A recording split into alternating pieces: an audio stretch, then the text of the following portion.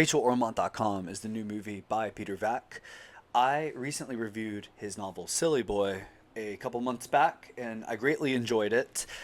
I have been a fan of him and his cinematic universe for a while now.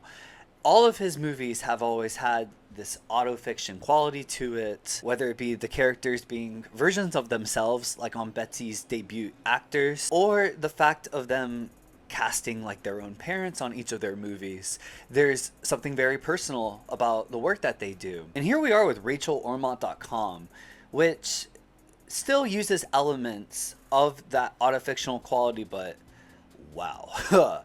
I don't think simple words can really explain the experience of this movie. This is a dense and ambitious project. I feel it makes any movie that I've talked about on this channel throughout the past year kind of pedestrian in comparison. This is a absurd and exhilarating and bleak vision here that tops Vack's last movie, Assholes.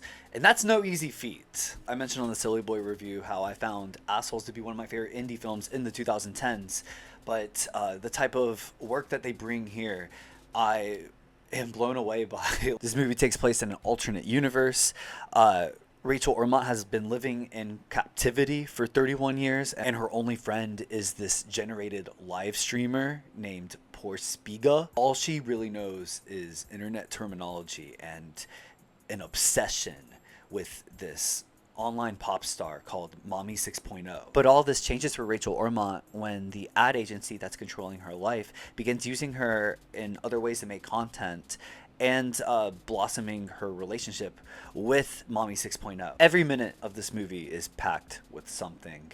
And as I am still processing it all, I could tell you that I don't think internet culture has ever come off as accurate, horrific, and postmodern as this. There is a section of this movie that uses an audience as like a chat box or comment box. It's been a while, but it reminded me of Peter's short film Send, where I think there was a portion that used real people playing internet comments. But here on Rachel Ormont, the idea is expanded upon way more, and they use different people in the audience to represent different social cues online. The entirety of this movie is also subtitled, which proved to be necessary since it is so dense and there is a real kinetic energy. They also use this opportunity to have nearly every frame look like a meme here and changing out the fonts to make it really jump out. The rhythm on here is just so cool. Like, both this movie and actors have this presentation like experience to it, and this allows them to pull up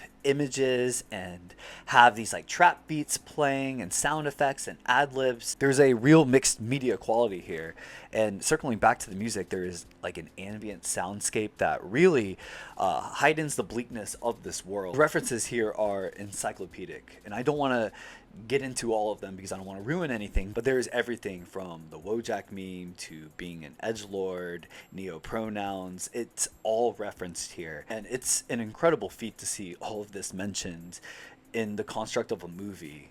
This also features frequent collaborator, cinematographer Barton Courtwright, and I want to mention just how visually insane this movie looks. This is one of the best looking movies that I've seen all year.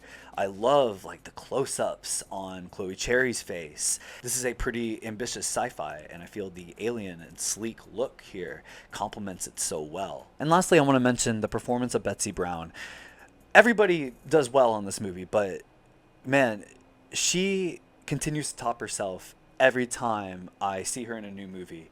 Her commitment to the craft is so undeniable. Her character here almost reminded me of like a mix of Little Nicky and Bella Baxter, but can't really compare this to anything else I've seen. What she does here is totally fearless. So clearly I enjoyed this movie quite a bit, but I will be honest, it is a little challenging. There is a real uncompromising online and explicit style here, which to me, I feel if you are looking for an unfiltered commentary on modern social cues and online culture, as well as just very creative filmmaking, I think you should not miss out on your opportunity to watch this.